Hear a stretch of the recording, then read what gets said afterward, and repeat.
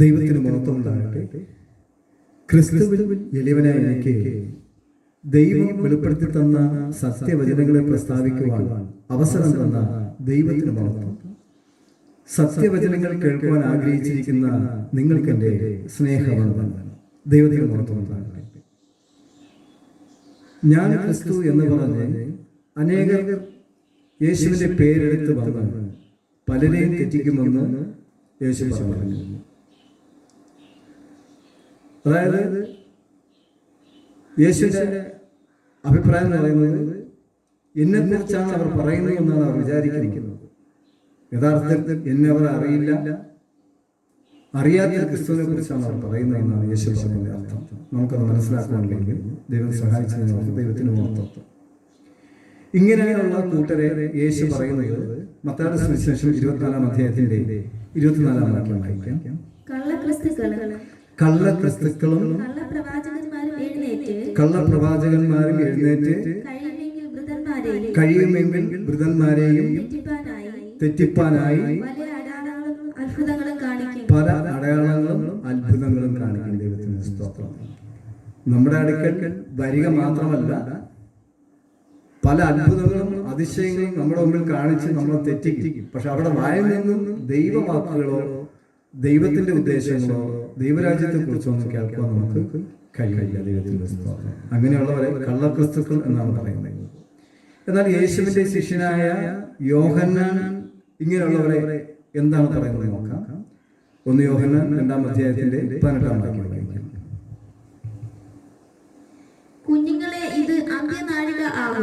കുഞ്ഞുങ്ങളെ ഇത് അന്ത്യനാഴിക ആകുന്നു. എതിർ ക്രിസ്തു വരുന്നു എന്ന് നിങ്ങൾ കേട്ടിട്ടുണ്ടല്ലോ. ഇപ്പോൾ അനേകം എതിർ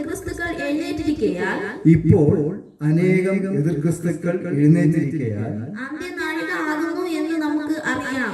അന്ത്യനാഴികയാണ് എന്ന് നമുക്ക് അറിയാം. യോഹന്നാനോർത്ത വെളിപ്പാടിൽ ഒരു ഭരണകർത്താവ് ഉടലെടുക്കുകയും ആ ഭരണകർത്താവ് ദൈവത്തെയും ദൈവപുത്രനെയും പരിഹസിച്ച് ദൈവത്തെയും ദൈവപുത്രനെയും നിഷേധിക്കുന്ന തരത്തിൽ ഭൂമിയിൽ ഭരിക്കുമെന്നുള്ളത് വെളിപ്പാടിലൂടെ നമുക്ക് മനസ്സിലാക്കാൻ കഴിയും.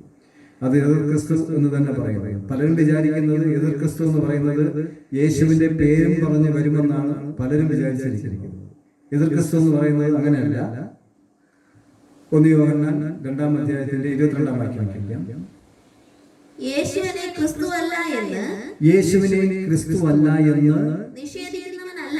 നിഷേധിക്കുന്നവനല്ലാതെ കള്ളൻ ആരാകുന്നു? പിതാവിനെയും പുത്രനെയും നിഷേധിക്കുന്നവൻ തന്നെ എതിർ ക്രിസ്തുവാകുന്നു. പുത്രനെ നിഷേധിക്കുന്നവന് പിതാവുമില്ല, പുത്രനെ സ്വീകരിക്കുന്നവന് പിതാവുണ്ട്. ദൈവത്തെ മഹത്വം ഉണ്ടാകട്ടെ. നമ്മൾ വളരെ പരിജ്ഞാനത്തോടെ മനസ്സിലാക്കുക. ദൈവത്തെയും ദൈവപുത്രനെയും നിഷേധിക്കുന്നത് ആരാണോ അവരാണ് എതിർ ക്രിസ്തുക്കൾ. ദൈവത്തിന് സ്തോത്രം. യേശുവിനെ നിഷേധിച്ചിട്ട് ദൈവപുത്രനെ നിഷേധിച്ചിട്ട് ദൈവം മാത്രമേ ഉള്ളൂ എന്ന് പറയുന്നവരും എതിർ ക്രിസ്തുവിന്റെ ആൾക്കാരാണ്. ദൈവത്തിന് സ്തോത്രം. 2 യോഹന്നാൻ 1-ാം അധ്യായത്തിന്റെ 7-ാം വാക്യം വായിക്കാം. യേശു ക്രിസ്തുവിനെ ജഡത്തിൽ വന്നവനെന്ന് സ്വീകരിക്കാത്ത വഞ്ചകന്മാർ പലരും ലോകത്തിലേക്ക് പുറപ്പെട്ടിരിക്കുന്നുവല്ലോ. വഞ്ചകനും എതിർ ക്രിസ്തുവും ഇങ്ങനെയുള്ളവനാകുന്നു. ദൈവത്തിന് സ്തോത്രം. അപ്പോൾ യോഹന്നാൻ തന്റെ ലേഖനത്തിലൂടെ എഴുതി അറിയിക്കുന്നത് എതിർ ക്രിസ്തുക്കൾ ഇപ്പോഴേ ഉണ്ടെന്നാണ്. അവരാരാണ്?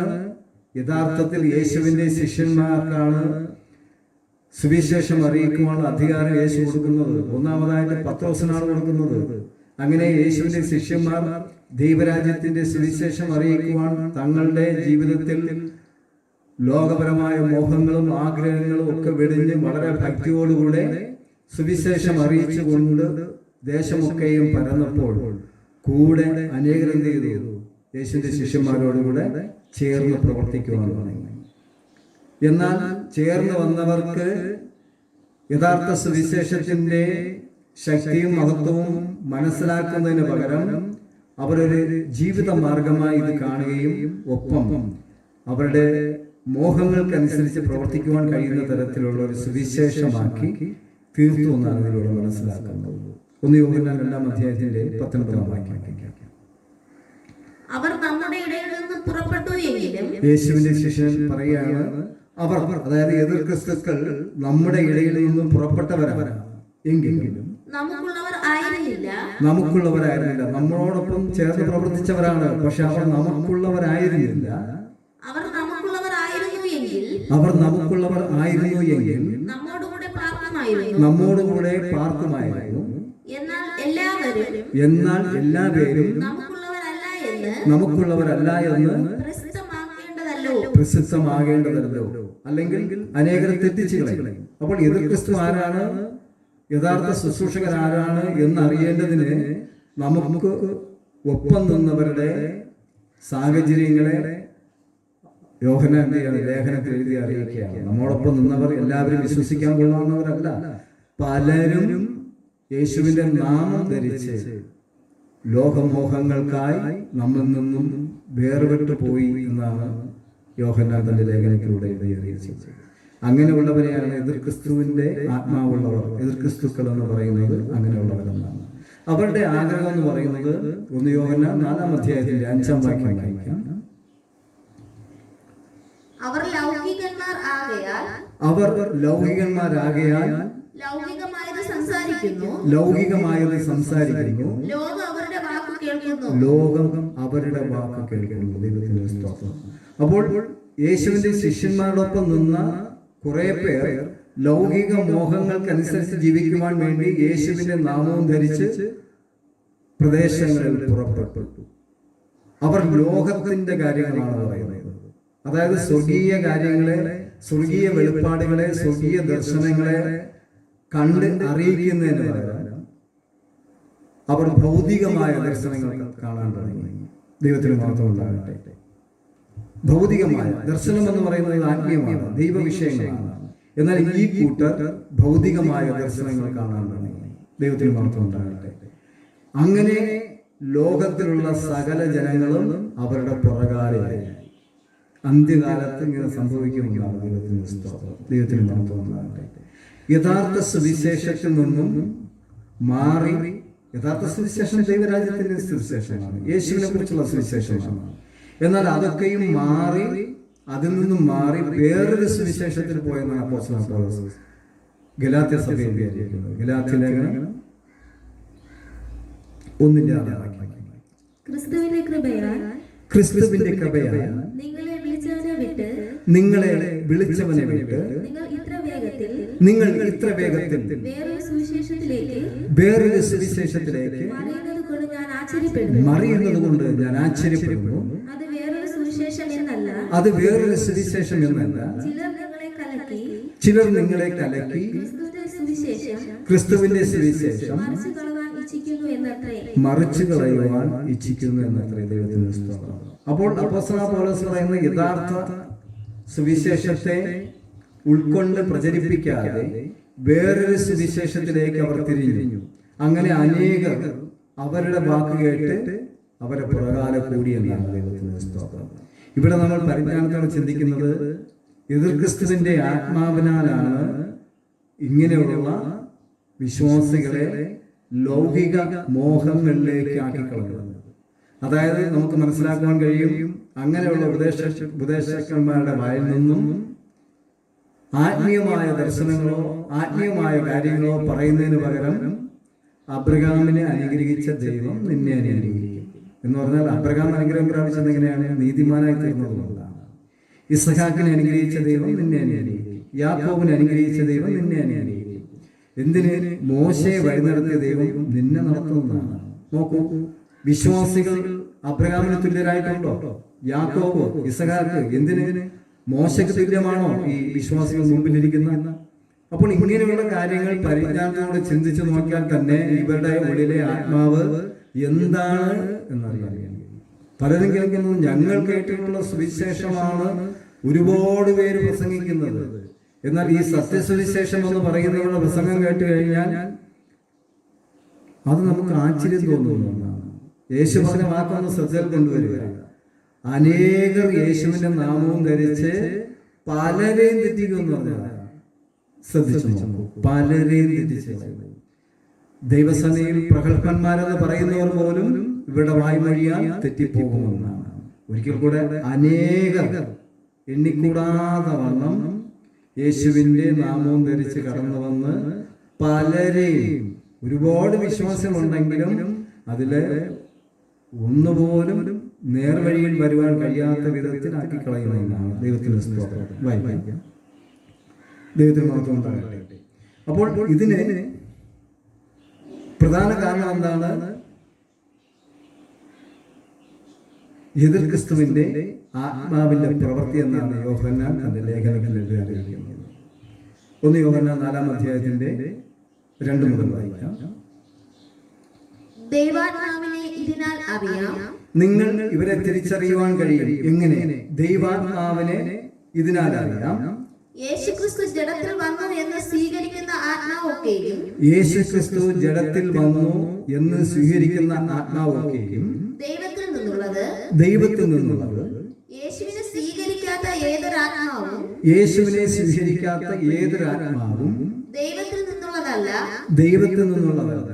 അത് എതിർ ക്രിസ്തുവിന്റെ ആത്മാവ് തന്നെ. അത് എതിർ ക്രിസ്തുവിന്റെ ആത്മാവ് തന്നെ. അത് യേശു ക്രിസ്തുവിന് വിരോധമായി പറയുകയും ചിന്തിക്കുകയും ആഗ്രഹിക്കുകയും ചെയ്യുന്നതൊക്കെയും എതിർ ക്രിസ്തുവിന്റെ ആത്മാവിനാണ്.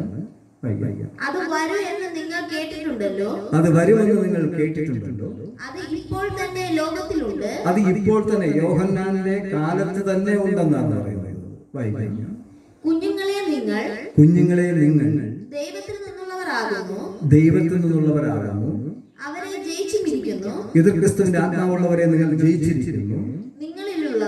നിങ്ങളിലുള്ളവൻ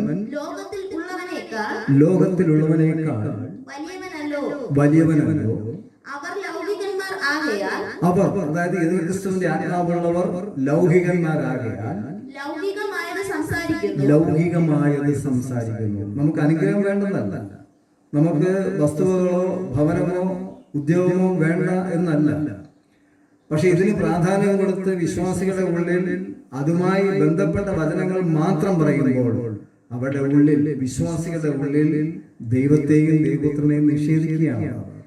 പകരം അവരുടെ ഹൃദയത്തിൽ മക്കളുടെ അനുഗ്രഹം, ഉയർച്ചകൾ, ഭൗതികമായ നേട്ടങ്ങൾക്ക് മാത്രം ഹൃദയം ഒരുക്കപ്പെടും. നമ്മുടെ കർത്താവായ യേശുക്രിസ്തു ലോകത്തിൽ നിന്നാണ് ഓരോരുത്തരെ ആത്മീയത്തിലേക്ക് കൊണ്ടുവരുന്നത്. എന്നാൽ യേശുവിന്റെ നാമം ധരിച്ച് അനേകർ കടന്നു വരുമ്പോൾ ആ യേശു ലോകത്തിൽ നിന്നും വേർതിരിച്ചെടുത്ത വിശ്വാസികളെ തിരിച്ച് ലോകത്തിലേക്ക് ആക്കുകയാണ് ചെയ്യുന്നത്. ലോകമോഹങ്ങൾക്ക് തന്നെയാണ് അവരെ വീണ്ടും ആക്കിക്കളയുന്നത്. വായിക്കാം. ലോകം അവരുടെ വാക്ക് കേൾക്കുന്നു. ലോകം അവരുടെ വാക്ക് കേൾക്കുന്നു. ഞങ്ങൾ ദൈവത്തിൽ നിന്നുള്ളവരാകുന്നു. ഞങ്ങളോ ദൈവത്തിൽ നിന്നുള്ളവരാകുന്നു. ദൈവത്തെ അറിയുന്നവൻ ഞങ്ങളുടെ വാക്ക് കേൾക്കുന്നു. അപ്പോൾ ലോകത്തിലേക്കുള്ള ചിന്തകളും വിചാരങ്ങളും ഉൾക്കൊണ്ടുകൊണ്ട് പ്രസംഗിക്കപ്പെടുമ്പോൾ അനേകർ അത് ശ്രദ്ധിക്കുകയും അവരെ അനുകരിക്കുകയും ചെയ്യുമ്പോൾ സത്യം കേൾക്കുവാൻ അവർക്ക് സമയമില്ല. ഇവിടെ പരിജ്ഞാനത്തോടെ ചിന്തിക്കേണ്ടത് നമ്മുടെ കർത്താവായ യേശുക്രിസ്തു പിതാവിൽ നിന്നും കേട്ടതായ സത്യമായ വാക്കുകൾ അദ്ദേഹം 33 വർഷം ഭൂമിയിലായിരുന്നപ്പോൾ ആ വാക്കുകൾ കേട്ട് കടന്നു വന്ന് സകലതും വിട്ട് കടന്നു വരുവാൻ കഴിഞ്ഞത് 12 പേർക്കാണ്. അതിൽ ഒരാൾ എന്ത് ചെയ്തു? യേശുവിനെ ചതിച്ച് നാശവഴി തിരഞ്ഞെടുക്കുകയും ചെയ്തു. ചിന്തിച്ചു നോക്കും, 33 വർഷം ഭൂമിയിലുണ്ടായിരുന്നിട്ട് ആരാണ് ഉണ്ടായിരുന്നത്? ദൈവത്തിന്റെ പുത്രനാണ്. സത്യം ഉൾക്കൊള്ളുവാൻ ഇവിടുത്തെ മനുഷ്യർക്ക് കഴിയില്ല. കാരണം എന്താണ്? സത്യം അവർക്ക് ഗ്രഹിക്കുവാനോ ഉൾക്കൊള്ളുവാനോ കഴിയില്ല. അവരുടെ ഉള്ളിൽ എപ്പോഴും ലോകപരമായ ആഗ്രഹങ്ങളും മോഹങ്ങളും ഉള്ളതുകൊണ്ട് ക്രിസ്തുവിന്റെ വാക്ക് കേൾക്കുവാൻ അവർ കഴിഞ്ഞില്ല. പിശാചിനെ പ്രവർത്തിക്കുവാൻ കഴിയുന്ന തരത്തിലുള്ള വാക്കുകൾ കേട്ടവർ ലോകത്തിലുള്ളവരെ അനുഗമിച്ചു. ഞങ്ങൾക്കും കൂട്ടായ്മയുണ്ട്. 9 കുടുംബക്കാരേ ഉള്ളൂ. ഒരുപാട് കുടുംബക്കാർ വന്നു. രോഗസൗഖ്യം, ഭൂതസൗഖ്യം, ഒരു നിവൃത്തിയില്ലാത്തവർ പോലും ദൈവത്താൽ അനുഗ്രഹം പ്രാപിച്ചു. പക്ഷെ അവർക്കാർക്കും ദൈവരാജ്യം ലഭിക്കണമെന്നോ അതിനുവേണ്ടി ജീവിക്കണമെന്നോ ഒരു താല്പര്യമില്ല. അതുകൊണ്ട് ചെറിയ കൂട്ടമേ ഭയപ്പെടേണ്ട. സത്യസുവിശേഷം സർവ്വഭൂമിയിൽ വ്യാപരിക്കപ്പെടുമ്പോൾ യേശുവിന്റെ നാമം ധരിച്ച് വിശ്വാസികളെ ചതിക്കുന്ന പ്രവർത്തികളെ ദൈവം നിർത്തൽ ചെയ്യുന്നതാണ്. ദൈവത്തിന്റെ സ്തോത്രം. അതിന്റെ സമയങ്ങളാണ് ഇനിയുള്ള നാളുകൾ. ദൈവം ഓരോ കാലഘട്ടത്തിലും വിശുദ്ധീകരിച്ച് ദൈവത്തിന് വേണ്ടുന്നവയെ വേർതിരിക്കും. ദൈവത്തിന് മാത്രം ഉണ്ടാകും. തുറന്നു വായിക്കാം. ദൈവത്തിൽ നിന്നല്ലാത്തവൻ ഞങ്ങളുടെ വാക്ക് കേൾക്കുന്നില്ല, സത്യത്തിന്റെ ആത്മാവ് ഏത് എന്നും വഞ്ചനയുടെ ആത്മാവ് ഏത് എന്നും നമുക്കിതിനാൽ അറിയാം. യേശു പിതാവിൽ നിന്നും കേട്ടത് പിതാവിൽ നിന്നും കേട്ട് പറഞ്ഞു. അതനുസരിച്ച് വന്നവർ 11 പേര്. ബാക്കിയൊക്കെയും പിശാചിന്റെ ആത്മാവിൽ പിടിപെട്ട് മനുഷ്യന്റെ വാക്കിന് പുറകെ പോയി. ഈ കാലഘട്ടത്തിലും സത്യത്തിന്റെ വചനങ്ങളെ കേട്ട് സത്യത്തോട് ചേരുവാൻ കഴിഞ്ഞാൽ നിന്റെ ഉള്ളിൽ സത്യത്തിന്റെ ആത്മാവുണ്ടാണ്, ദൈവത്തിന്റെ ആത്മാവുണ്ടാണ്. ഇത് കേട്ടിട്ട് നിനക്ക് ബുദ്ധിമുട്ട് തോന്നി, ഇത് നിനക്ക് പരിഹാസമായി തോന്നി, അയ്യോ ഇതോ വചനമെന്ന് തോന്നി, നീ നിസ്സാരമായി കണ്ടാൽ നീ ദൈവമേ എന്ന് വിളിക്കുന്ന ദൈവത്തെയാണ് നീ നിസ്സാരമായി കാണുന്നത്. എന്നാൽ ഇത് ബഹുമാനത്തോടെ ഇത് സത്യമാണോ എന്നറിയാം. എന്നിലൂടെ കേൾക്കുന്ന ഓരോ വചനങ്ങളും നിങ്ങൾ ബൈബിൾ എടുത്തിട്ട് അതിലുണ്ടോ, അതിൽ എന്തെങ്കിലും സംശയമുണ്ടെങ്കിൽ ദൈവത്തോട് ചോദിക്കൂ, ഇല്ലെങ്കിൽ എന്നെ വിളിക്കൂ. അങ്ങനെ ശരിയായ രീതിയിൽ ദൈവത്തിന്റെ വചനങ്ങളെ ഉൾക്കൊണ്ട് ജീവിക്കുമ്പോഴാണ് ഈ യേശുവിന്റെ നാമം ധരിച്ച് നിങ്ങളെ പറ്റിച്ച് നടക്കുന്നവരുടെ വാക്കിൽ കുടുങ്ങാതെ ദൈവത്തിന്റെ വാക്കുകൾ കേട്ട് ജീവിക്കുവാൻ കഴിയും. അപ്പോൾ എതിർക്രിസ്തുവിന്റെ ആത്മാവ് ഉണ്ട് എന്നെങ്ങനെ അറിയാം? സത്യം അവർക്ക് ബുദ്ധിമുട്ടായിട്ടാകും. സത്യം കേൾക്കുമ്പോൾ അവർക്ക് ഉൾക്കൊള്ളാൻ കഴിയില്ല. എന്നാൽ ദൈവത്തിന്റെ ആത്മാവുണ്ടെന്ന് എങ്ങനെ അറിയാം? സത്യം കേൾക്കുമ്പോൾ ഇത് സത്യമാണെന്ന് അംഗീകരിച്ച് ലോകത്തിലുള്ള സകലതും നിസ്സാരമായി കാണുമ്പോൾ ഈ ലോകത്തിൽ തന്നെ നിനക്ക് ഇരട്ടി നന്മ തരുമെന്നാണ്. ഇങ്ങനെയുള്ള ദൈവത്തിന്റെ സന്നിധിയിൽ നീതിമാന്മാരായി തീർന്നുള്ള നന്മകൾ പ്രാപിക്കുവാൻ ആർക്കും കഴിയില്ല. കുറുക്കു വഴികൾ അന്വേഷിച്ച് എളുപ്പം നന്മ പ്രാപിക്കാൻ പോകുന്നത് കൊണ്ട് ഒരു തലമുറ അനുഗ്രഹം പ്രാപിച്ചെന്നിരിക്കാം, പക്ഷെ അടുത്ത തലമുറ ശാപം പോലെയാണ്. കാരണം എന്താണ്? ദൈവം പറയുന്നത് എന്നെ മാനിക്കുന്നവരെ ദൈവം മാനിക്കും. അങ്ങനെയുള്ളവരെ 1000 തലമുറകൾ അനുഗ്രഹിക്കും. നിങ്ങൾ പരീക്ഷിച്ചു നോക്കൂ, ചിന്തിച്ചു നോക്കൂ. ഒരു തലമുറ അനുഗ്രഹം പ്രാപിക്കും, അടുത്ത തലമുറ വളരെ ശപിക്കപ്പെട്ടതുപോലെ ആവുന്നു. കാരണം എന്താണ്? ദൈവത്തിന്റെ സന്നിധിയിൽ നീതിമാന്മാരായി തീർന്ന അനുഗ്രഹം പ്രാപിച്ചാൽ തീർച്ചയായും നിങ്ങളുടെ അനുഗ്രഹങ്ങൾ തലമുറയായിട്ട് നിങ്ങളുടെ മക്കൾക്ക് തന്നെ നിലനിൽക്കും. ദൈവത്തിന്റെ അതല്ലെങ്കിൽ മറ്റുള്ളവരുടെയും നിങ്ങളുടെ അനുഗ്രഹങ്ങളെ കൊണ്ടുപോയതിനു ശേഷമാണ്, നഷ്ടങ്ങൾ സംഭവിച്ചതിന് ശേഷമാണ് നിങ്ങൾ തിരിച്ചറിയുന്നത്. കാരണം എന്താണ്?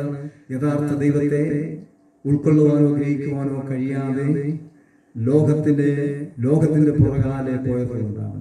നിന്നെ സ്നേഹിച്ചവനെ, നിന്നെ രക്ഷിച്ചവനെ, നിന്നെ വിളിച്ചവനെ യഥാർത്ഥമായി തിരിച്ചറിയാൻ കഴിയാതെ ആ ദൈവത്തെ വിട്ട് നീ ലോകമോഹങ്ങൾക്ക് പുറകാലെ പോയതുകൊണ്ട് തന്നെയാണ്. അങ്ങനെയുള്ളവരുടെ ആത്മാക്കളെ രക്ഷിച്ചെടുക്കുവാൻ ദൈവത്തിന് കഴിയില്ല. ദൈവത്തിന് മാത്രമുണ്ടാകട്ടെ. റോമർ 16 അധ്യായത്തിന്റെ 12 സഹോദരന്മാരെ, നിങ്ങൾ പഠിച്ച ഉപദേശത്തിന് വിപരീതമായ ദ്വന്ദ്വപക്ഷങ്ങളെയും ഇടർച്ചകളെ ഉണ്ടാക്കുന്നവരെ സൂക്ഷിച്ചുകൊള്ളും. ദുരുപദേശങ്ങൾ പറഞ്ഞ് എന്ത് ചെയ്യും? ഇടർച്ചകൾ ഉണ്ടാക്കും. സത്യവചനമാണ് എന്ന് നിങ്ങൾ പറഞ്ഞു നോക്കൂ. ഈ കേൾക്കുന്നത് സത്യമാണെന്ന് പറഞ്ഞാൽ അംഗീകരിക്കാൻ ആർക്കും കഴിയില്ല. കാരണം അവിടെ ഉള്ളിൽ എന്താണുള്ളത്? ഇത് ക്രിസ്തുവിന്റെ ആത്മാവാണ്. ദൈവത്തിന്റെ ആത്മാവ് ആർക്കാണ് ഉള്ളത്? അവർ സത്യത്തിൽ കൂട്ടുനിൽക്കും, സത്യത്തെ അനുകൂലിക്കും. അങ്ങനെയുള്ളവർ ഈ സത്യങ്ങൾ എന്ത് ചെയ്യണം? മറ്റുള്ളവർക്കും കൂടെ പറയുക. അങ്ങനെയാണ് ദൈവം ആഗ്രഹിക്കുന്നത്. യേശുവിന്റെ ശിഷ്യന്മാരെ വിളിച്ച് വേർതിരിച്ചിട്ട് എന്താണ് ചെയ്തത്? അവരെ ലോകത്തിലേക്ക് അയച്ചു. എന്തിനു വേണ്ടി? ദൈവരാജ്യത്തിന്റെ സുവിശേഷം അറിയിക്കുക. തുറന്നു വായിക്കാം. ഞാൻ നിങ്ങളെ പ്രബോധിപ്പിക്കുന്നു, അങ്ങനെയുള്ളവരോട് അകന്നു മാറുകയും. അതായത് യേശുവിന്റെ നാമവും ധരിച്ചുകൊണ്ട് അനേകരെ തെറ്റിക്കുന്നവരിൽ നിന്നും നിങ്ങൾ അകന്നു മാറുകയും. അങ്ങനെയുള്ളവർ നമ്മുടെ കർത്താവായ ക്രിസ്തുവിനെ അല്ല, തങ്ങളുടെ വയറ്റിനെ അത്രേ സേവിക്കുകയും ചക്കരവാക്കും മുഖസ്തുതിയും പറഞ്ഞ് സാധുക്കളുടെ ഹൃദയങ്ങളെ വഞ്ചിച്ചു കളയുകയും ചെയ്യുന്നു. ചക്കരവാക്കും മുഖസ്തുതി പറയുക. ഏതെങ്കിലും ബാല്യക്കാരൻ ജോലി ആഗ്രഹിച്ച് ദൈവസന്നിധിയിൽ വന്ന് പ്രാർത്ഥിക്കുവാൻ മുട്ടുകുത്തുമ്പോൾ തലമേൽ കൈവച്ചിട്ട് പ്രാർത്ഥിച്ചിട്ട് പറയുന്നത് എന്താണ്? ചക്കരവാക്ക്. എന്താണ്? ഒരു കാക്കി ഡ്രസ് ഇട്ട് നിൽക്കുന്നതായിട്ട് ഞാൻ കാണുന്നു. തൊപ്പിയുണ്ട്. ആളാരാ? എസ് ഐ ആവുമെന്ന് പറയുന്നത്. ചിലർ തലമേൽ കഴിച്ച് പ്രാർത്ഥിച്ചിട്ട് പറയും വെള്ള വസ്ത്രം ധരിച്ച് നിൽക്കുന്നതായിട്ട് കാണും. ഡോക്ടർ ആവാനാണ് സാധ്യത. അങ്ങനെയാണ് ദൈവം അറിയിക്കുന്നത്. നിങ്ങൾ ദൈവപുരുഷന്മാരുടെ വെളിപ്പാടുകളും ദർശനങ്ങളും ഒക്കെ ബൈബിളിൽ നിന്ന് വായിച്ച് മനസ്സിലാക്കണം. ഭൗതികമായ കാര്യങ്ങളല്ല ദൈവദർശനം എന്ന് പറയുന്നത്, ആത്മീയമാണ്. പിന്നെ ചിലർ പറയുന്നത് വസ്തുക്കളൊന്നും ഇല്ലാത്തവർ പ്രാർത്ഥിക്കാൻ വന്നു കഴിഞ്ഞാൽ പറയുന്നത് എന്താണ്? ഒരു വീട് കാണുന്നു, റോഡുണ്ട്, റോഡരികിൽ നിന്ന് ഒരു വീട് കിട്ടും. ജീവിതത്തിൽ റോഡരികത്ത് വീട് വെക്കുകയില്ല. മുഖസ്ഥിതി പറയുക, ചക്കരവാക്ക് പറയുക. എന്തിനാണ്? നീ ഇവിടെ വിട്ട് പൊക്കളയരുതേ. ഇതാണ് അവിടെ വിടുന്നത്. കാരണം എന്താണ്? എതിർ ക്രിസ്തുവിന്റെ ആത്മാവുള്ളവരാണ് ഇങ്ങനെയുള്ള ദർശനങ്ങൾ കാണുന്നത്. ചിലർ ദർശനം കാണുന്നുണ്ട്. നിന്റെ വീട്ടിന്റെ വടക്കേ പുറത്ത് ഒരു കുന്നുണ്ട്. നിങ്ങൾ പൂർവികന്മാരുടെ ദർശനങ്ങളും വെളിപ്പാടുകളൊക്കെ ഒന്ന് വായിച്ചു നോക്കണം. ഇങ്ങനെയുള്ള ഇമാതിരിയുള്ള ചക്കരവാക്കും മോസ്തുതിയും പറയുന്ന പ്രവാചകരോ ദർശകരോ ഈ ബൈബിളിൽ നിന്ന് കണ്ടെത്താൻ കഴിയില്ല. അന്ത്യകാലഘട്ടത്തിൽ ഇങ്ങനെയുള്ള ദർശനങ്ങളും സ്വപ്നങ്ങളും കണ്ട് വഴിതെറ്റിക്കുന്ന ഒരുപാട് പേർ എന്റെയും നിങ്ങളുടെ അടുക്കൽ വന്നു കഴിഞ്ഞു എന്നാണ്. അതുകൊണ്ട് യഥാർത്ഥ വചന സത്യങ്ങളെ മനസ്സിലാക്കിക്കൊണ്ട് ദൈവത്തിന്റെ ഉഗ്രമായ കോപത്തിൽ നിന്ന് രക്ഷപ്പെടുവാൻ ഈ കാലഘട്ടത്തിൽ ഈ വചനങ്ങൾ നിങ്ങൾക്ക് അനുഗ്രഹമായി തീരട്ടെ എന്ന് പറഞ്ഞുകൊണ്ട് എന്റെ വാക്കുകൾ വിരമിക്കുന്നു. ദൈവത്തിന് നന്ദി.